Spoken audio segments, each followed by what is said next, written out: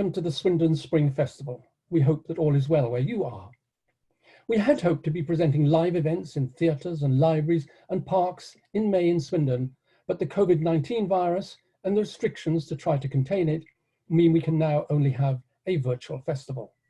And part of the virtual festival is this virtual session with the author of an intriguing and courageously titled book, In Love with George Eliot, almost 400 pages with both prologue and epilogue that celebrates a writer in the bicentennial year of her birth. Please join me in giving a Swindon Spring Festival welcome to experienced reviewer and now first-time novelist, Cathy O'Shaughnessy. Welcome. Thank you very much for having me here, even though it's a virtual rather than a real festival now. I'm just happy and honoured to be here. Well, it's very nice, Cathy, that you've made the time to join us in the virtual part of this festival. And we had hoped to welcome you in May when the weather's very nice in Swindon and we usually have a meal after the event. In fact, have you ever been to Swindon? I haven't, but I hope to. Well, that would be very nice. We'll hold you to that. Okay, now let's get to your book. That's what people are here for. And your book is called In Love with George Eliot, about whose work you have said this: reading her can be a kind of proxy living. A truly vicarious experience, Cathy? Tell us more, please. Yes, I will. So, okay, so why write a novel about George Eliot? I first wanted to write about her when I came across a letter written by William Hale White. Eliot, whose real name was Marian Evans, had been dead 5 years, and Johnny Cross's biography of her had just been published. As I had the honour of living in the same house with George Eliot for about 2 years, wrote Hale White, I may perhaps be allowed to correct an impression which Mr. Cross's book may produce on its readers. To put it briefly, I think he has made her too respectable. She was really one of the most sceptical, unusual creatures I ever knew, and it was this side of her character which was to me the most attractive. She told me that it was worthwhile to undertake all the labour of learning French if it resulted in nothing more than reading one book, Rousseau's Confessions. I can see her now with her hair over her shoulders, the easy chair half sideways to the fire, her feet over the arms and a proof in her hands, in that dark room at the back of number 142. It was partly those legs over the armchair, that physical whiff of unorthodox freedom, partly the sense that she was thrilled by intellectual pushing out, by ventures into the new, the strange yet true, which her love of the confessions suggested to me, that made me at once want to write my own biography of her. But then I read Haight's biography and it seemed so good, I thought I would have nothing to add. But I did go on reading biographies and then I began to notice something else. Each time I got to the end of her life, I had this jarred feeling. I felt the story had gone to a weird place it shouldn't have. There was this strange, unseemly episode at the end of her life that didn't seem to fit at all with what had gone before, to do with a younger man, a secret romance, and an attempted suicide. What was this episode? It only took up a page or two of each biography, but it made her suddenly more mysterious to me. Who was Marian Evans, in fact? And that's when I got the idea of writing a novel about her. And so I began looking at her in terms of novel material and couldn't believe my luck. It was rich in drama, so much so I couldn't believe a novel hadn't yet been written about her, or a TV series for that matter. So what is this dramatic story? In her personal life, Marian Evans wasn't very happy when she was younger. She was ugly, she kept falling in love with horrible inappropriateness with people who didn't reciprocate.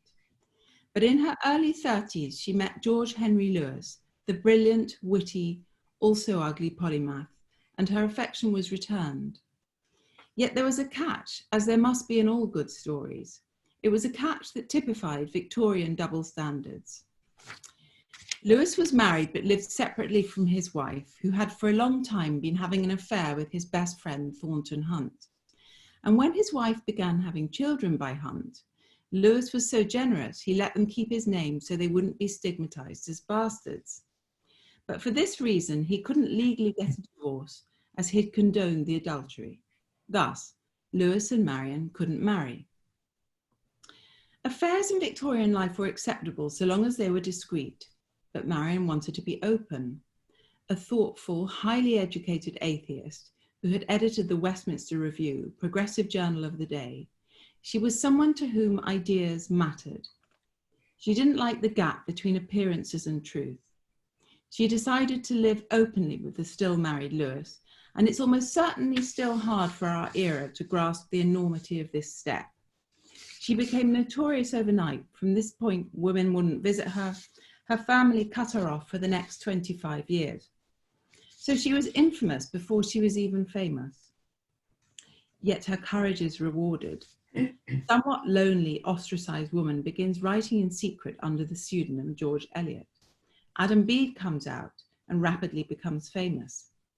Like everyone marveling at Cinderella at the ball, wondering who this mysterious stranger is, all literary England is wondering who George Eliot is, this mystery genius who has such understanding and moral vision. It's a comedy. Just as the ugly sisters are claiming the mysterious stranger's identity for themselves, trying to wrestle Cinderella's slipper onto their too large feet, a man called Liggins is actually pretending to be George Eliot, and supporters are defending his claim. So Marion outs herself as George Eliot. And now she is forgiven. In fact, she begins to be adored. With magnificent irony, everything begins to be read the other way. Her outrageousness was in fact her goodness, her brazenness, her truthfulness. Her relationship with Lewis is not just forgiven, but venerated, the true love that had the courage to defy convention. Her story is a fairy tale, in fact. The ugly duckling a swan, Cinderella a princess, the overlooked child, loved and admired by all. It's every person's favourite story about him or herself, and a staple of fiction, from Anne of Green Gables to Stendhal's Le Rouge et le Noir. But after the love of her life, Lewis, dies, the fairy tale wilts. Marion is devastated. They were together for 24 years. But in the midst of her grief, only 5 months later, she finds herself falling in love with Johnny Cross, their financial manager, a banker 20 years younger.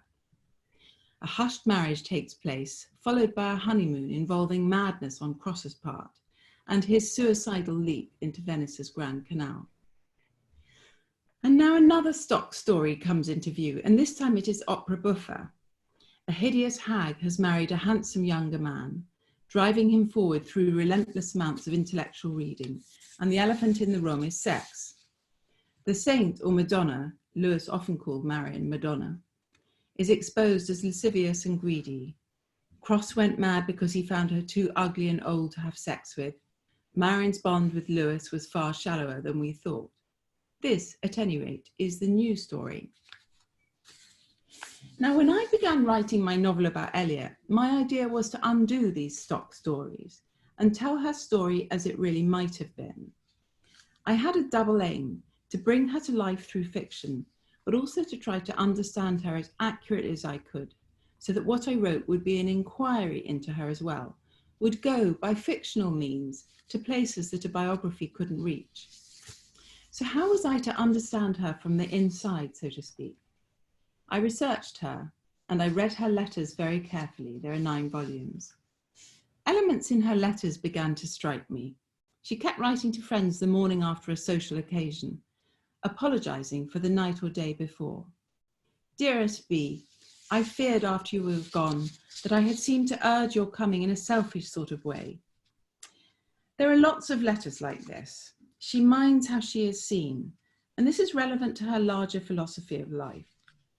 She didn't really trust people's ability to see others accurately and with tolerance and understanding in the round, and she saw it as her own writerly mission to correct this. Here she is introducing the reader to Lydgate in Middlemarch. At present, I have to make the new settler Lydgate better known, for surely all must admit that a man may be puffed and belauded, envied, ridiculed, counted upon as a tool and fallen in love with, or at least selected as a future husband, and yet remained virtually unknown, known merely as a cluster of signs for his neighbours' false suppositions. She's being funny, but she's being serious too. You can think you know someone from what you see online or read in the newspapers, but what you know has little to do with the autonomous reality of that person.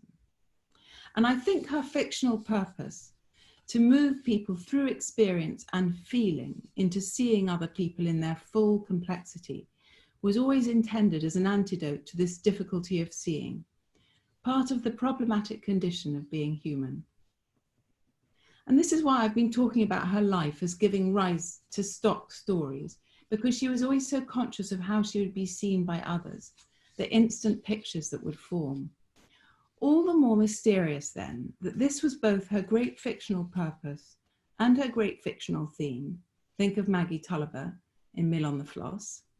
And in the end, deeply, dramatically, her own problem, when she found herself trapped in a situation at the end of her life where she felt she would be seen without mercy or understanding.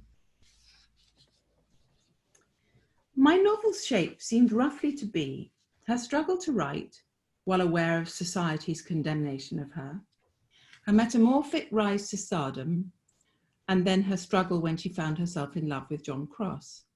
Because of course she shocked the world twice, first by living with a married man, Lewis, second by marrying the younger Cross in a church 25 years later, and she a famous atheist. At two key moments in her life, she had the power of mind to hold to her convictions in the face of public displeasure. And this is one of the things that I find continually wonderful about her. But if her marriage with Cross was to be the book's climax, I had to have a grasp of their relationship. Yet there are few Cross letters, there was little information about him. Perhaps because of this paucity, most biographers sum the entire Cross episode in a few pages, often with a faintly loyal, championing air, acting as if her behaviour required defence. I wondered if these accounts were invisibly arguing with the grotesque opera buffa picture as the implicit default picture of her that still hovers.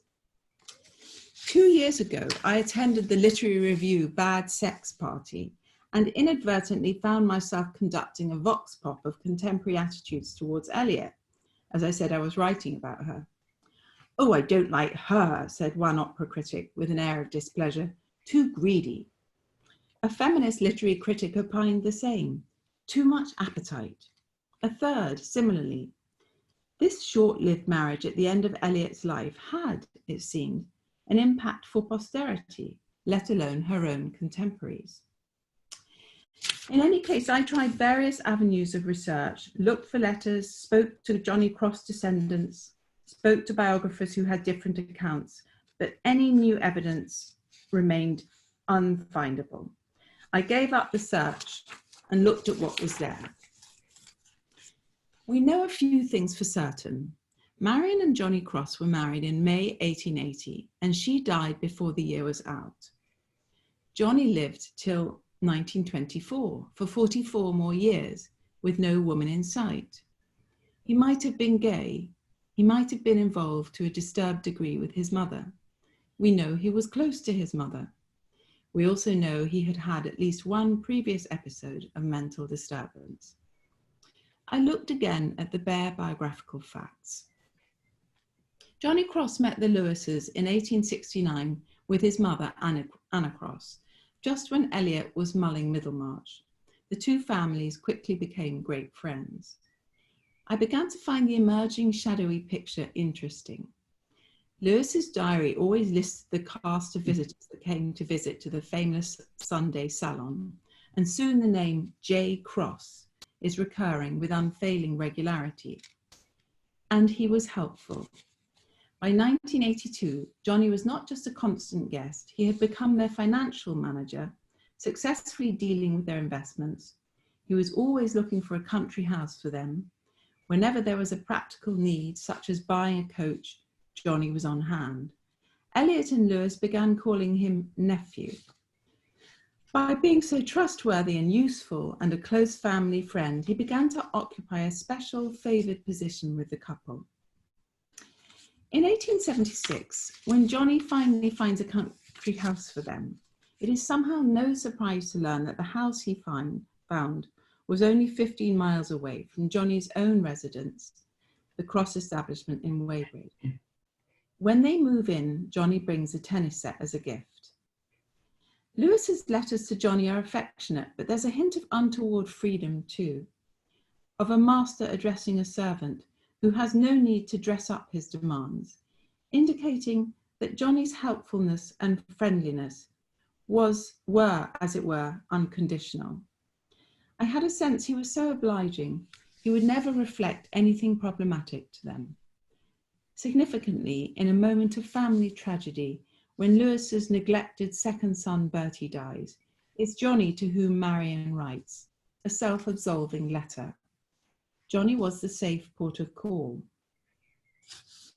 And I began to read shadowy intention into Johnny's assiduousness, a quiet determination to enter the stellar celebrity lives of the Lewises, one of those people who would not so much make his own life as find a place in the pocket of others. I wondered too if there had been a certain latent quality in his recurring presence. Eliot's letters to him while Lewis is alive are robustly, humorously aunt to his nephew, but they're also playful to the point of flirtatious. This latent quality was for me curiously confirmed by Edith Simcox. Edith Simcox, a highly educated younger writer and social activist who was madly in love with Eliot, kept a diary of her passionate, obsessive feelings.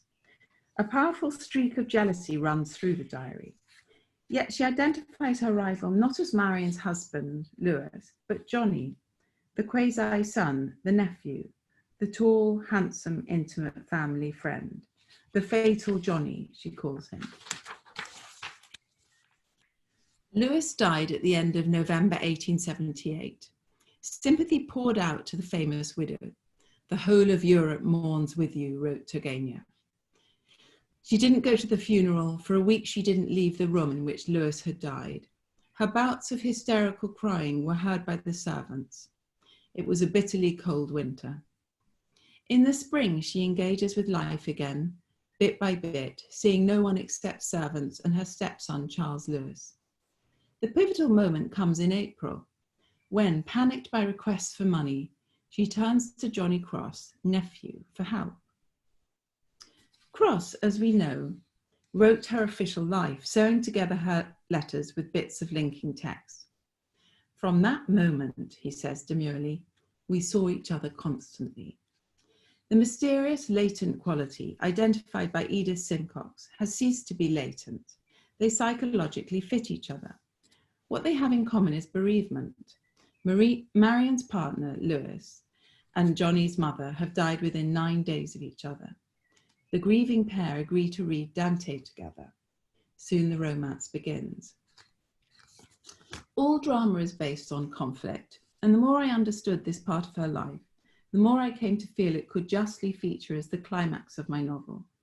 As at no other point in her life, I believe, was she so conflicted as when she found herself in love with Cross. She kept her growing involvement absolutely secret. She now had the most extreme celebrity, and she had no illusions at all about how this marriage would be seen by the world. She herself could, I believe, hardly understand it. She could see that it was almost too quick after the long, rich love she shared with Lewis, yet there it was. So she very much wanted to marry Cross, but she knew also that marrying him meant being horribly readjusted in people's minds, giving up that sweet spot. And I would like to refer back now to those anxious letters correcting the bad impression she fears she's made the day before. But here the anxiety is macro. She was fairly split right down the middle. An almost uncanny mirroring seemed to be going on between her life and her art. She's stuck like Maggie Tulliver. In Mill and the Floss, at the end, Eliot had written herself into a corner. Unlike many others, I'm convinced by the coupling of Maggie and Stephen Guest. Guest is the fiancé of her pretty but also a masterstroke of Eliot's here, genuinely sweet and generous-tempered cousin Lucy. The romance is a betrayal of Lucy on every level. But where can Eliot take Maggie? For all her fabulous psychological realism, Eliot couldn't bear for Maggie to lose that sense of being morally loved by the reader, just as she, Eliot, couldn't bear not to be morally loved. I believe she felt, accurately, the romance with Cross to be anti-romantic in the eyes of others. The solution with Maggie was to kill her off, but what about herself? If she was to marry Cross, she would need just the kind of understanding her own novels provided.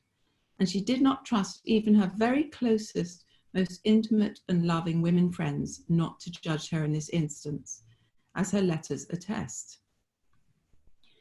In her brilliant book, The Real Life of Marian Evans, Rosemary Bodenheimer maintains that Marian's experience of being ostracized with Lewis gave her her great recurring story, this kind of story, where there is a terrible choice to be made and no easy or clear way forward. I felt the roots of this story, of someone struggling to find the right shape for others' eyes, went deeper, that for her, the problem of uninformed, unimaginative judgment was more fundamental. Only through the proxy imaginative living that fiction permits can this gap that exists between people be overcome. It's the gap that I think Eliot never forgot, that each consciousness is in fact separate. In spite of biographers, in spite of novelists, there is no actual means of entering another's mind and feelings. Not really.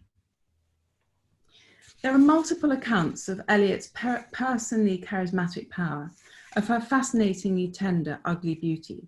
She captivated people, enthralled them with her charm. Edith Simcox was captive to her charms, obsessed, passionate, prone to visiting. And then, when Eliot bids her leave because Johnny is there, Simcox returns through Kensington Gardens to stop and weep under a tree. Maria Congreve also loved Eliot and was in love with her. As she later confided into Simcox, she too loved Simcox's darling, lover-wise. I saw Johnny as a natural supplicant, and the account that emerges of the marriage is very much an account where the power is Eliot's.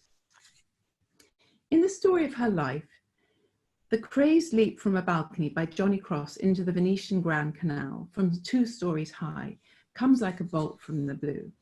But in fact, looking at the letters, one can see fragments of a different evolution. They begin by striking a note of liberated happiness. Gradually, though, a certain strain begins to show in Johnny's hand. Eliot was the commanding spirit behind their itinerary on the honeymoon, large amounts of sightseeing and churches, often staying at hotels she'd stayed at with Lewis, evenings that echoed the evenings with Lewis, involving quantities of reading. She was instructor, guide, she had the power. But the great event, Cross writes from the honeymoon to Eliot acolyte Elmer Stewart, that has happened in my life seems to have taken away from me all power of doing or thinking of anything except how marvelously blessed is my lot, to be united for life with her, who has for so long been my ideal. It is almost too great happiness to have got the best. This reads like a perfectly normal letter, but looking at it again, it doesn't quite. Language, with its multifaceted capability, is doing 2 things at once. On the one hand, Johnny's words are performing socially with the lover's extravagant rhetoric. On the other hand, he is stating with peculiar literalness that he is losing his agency. He has lost all power of doing. He has lost all power of thinking. He is losing, in short, his affect. Is this a clue to the nature of his madness? He can only think how marvelously blessed is his lot. More specifically, it is almost too great happiness to have got the best, he writes.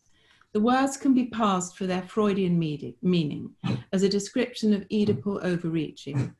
In terms of that reading, he has married his mother and possibly had sex with her. Far-fetched? Possibly, possibly not. He did take leave of his senses, and he did want and try to die. I came to see Eliot's power as her Achilles' heel. She had risen gloriously into it, but the eminence had its hubristic danger. Psychologically, emotionally, Johnny Cross was a rabbit caught in her more powerful headlights, willing to be anything for her, as he was willing to do anything for her and Lewis. Oh, well. Thank you very much. Kathy, fascinating, fascinating. And my first question to you is, and you read this with a certain, it's bordering on passion, if you don't mind me saying so. Yeah, oh, sorry, it probably is. Yeah, and from what you've said and from what I've read, you could have called the book, I don't know, a reassessment of George Eliot, another look at George Eliot, but you've called it In Love with George Eliot. What do you understand, and what do you understand by the phrase "in love with" for Kathy O'Shaughnessy in relation to the person George Eliot and the subject of George Eliot's life? Yeah, well, I mean, I don't think I'm in love with her, but I do adore her. I adore her inquiring mind and the way she just is always so interested in everything and wanted to know and learn all the time. And she obviously had this extraordinary personal power to understand and to sympathize with both such intelligence and such intuitive suppleness. You know, people sort of sometimes felt she had a man's brain, with a woman's intuition. I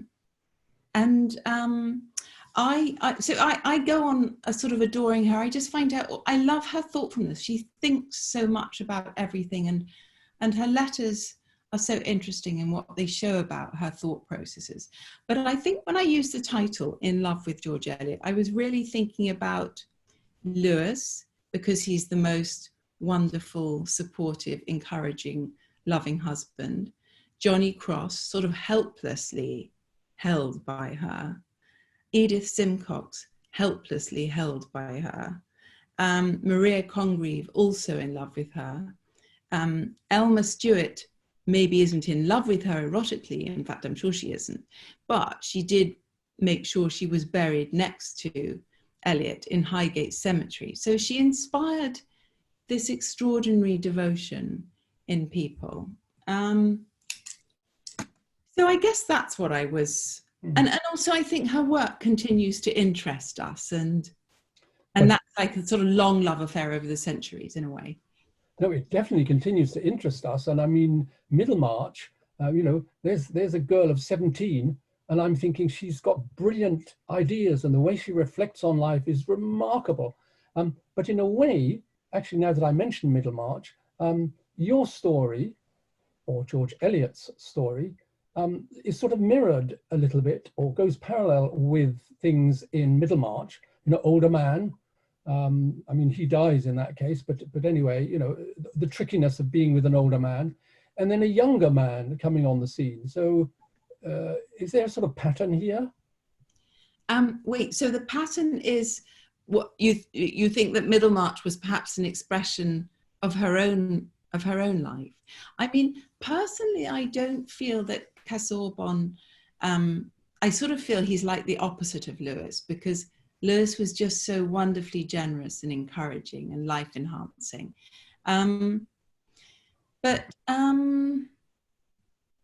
Yeah, I think her relationship with what goes on in Middlemarch is very complicated, and I wanted to bring that out by drawing attention in my novel to the strange delay in her conception of Dorothea, because Dorothea, we think Dorothea must have been the starting point for this book, but in fact she came 18 months later, and she only conceived of this theme of people with great ambitions that actually wouldn't reach fulfillment, with reference to a male hero, even though in a sense staring her in the face was a legion example of women everywhere.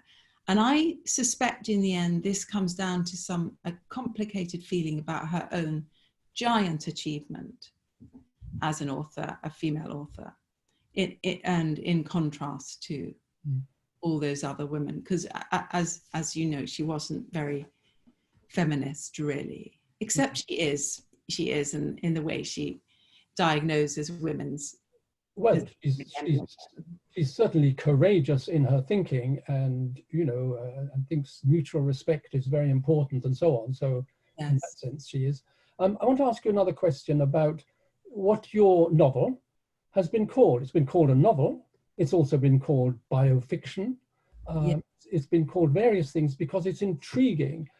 Because you say you've used as your source surviving letters that you could find, and we see them in italics in the book, and you wonder, and I often want to ask people this: do you know anyone who you would have write your biography, and how accurate do you think it would be?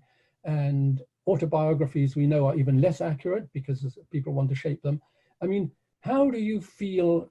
And you've just used the phrase, we can't fully enter someone's mind, but how close do you think, I mean, you must think you get quite close, but how close do you think you get to the mind of George Eliot just from letters?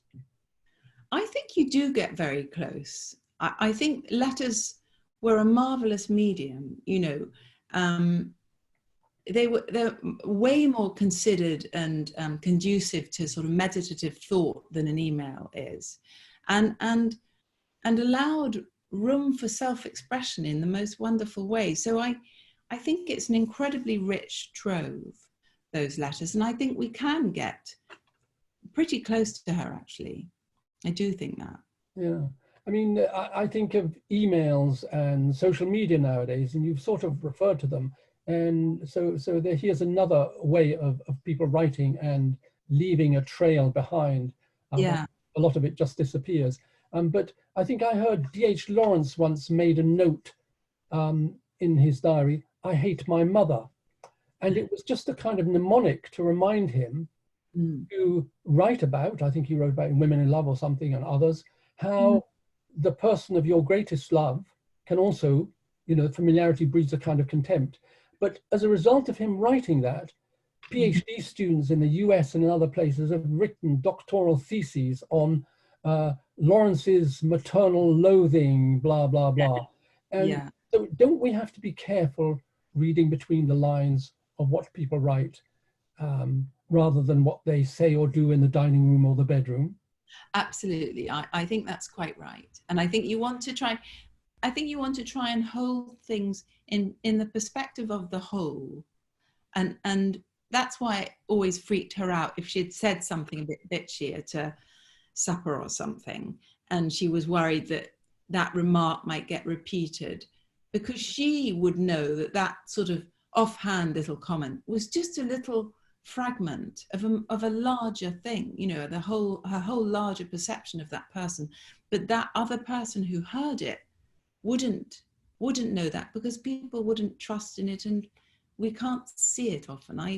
It was her great mission for us all to see each other more completely. No, absolutely. And I'm coming to a final question, I'm afraid. And when I do, after I do, I'd love you to hold the cover of the book up, because it reminds us that people wrote with pens then, not even biros, and a nib, a proper nib. It's a lovely cover. I like George Eliot, but I haven't read Mill on the Floss. You can't read everything. You have time for everything. I will one day. And so I'm wondering, who do you think will benefit from reading your book? Those who are already reading George Eliot, those who haven't at all? I have an opinion, but what do you think? Who are you? Did you have a target? Well, I mean, I didn't have a target in mind, but I honestly think both. Because some people have said to me, goodness, I've never read her, but they have really enjoyed my book, and my book has made them interested enough to start Middlemarch, for instance. And I think it's opened the door for some people. And then those that do know her, I realize that she's a cherished national phenomenon, and I'm aware that I might be sort of treading on people's ideas of hers.